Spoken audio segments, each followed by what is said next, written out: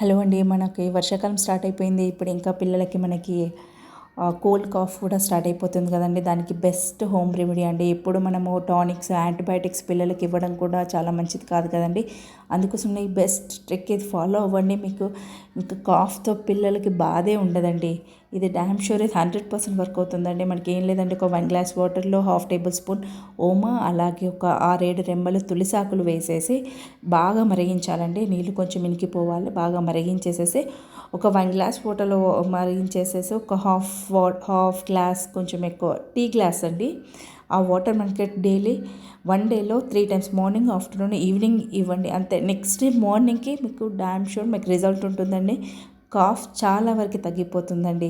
ఎందుకంటే ఇది నేను మా బాబుకి కూడా ఇదే ఇస్తున్నాను. రిజల్ట్ అయితే చాలా బాగుందండి. నేను ఎక్కువగా యాంటీబయాటిక్స్, టానిక్స్ ఈ మధ్య ప్రిఫర్ చేయట్లేదండి. ఈ మధ్య కాఫ్ ఎక్కువ అయిపోతుంది, కోల్డ్ ఎక్కువ అయిపోతుందని నేను ఇలా ట్రై చేసి చూశాను. బట్ ఇదైతే బెస్ట్ రిజల్ట్ ఉందండి నాకైతే.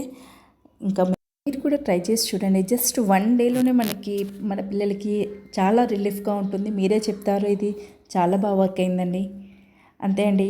మీకు ఈ వీడియో నచ్చినట్లయితే please like and subscribe my channel. Thank you.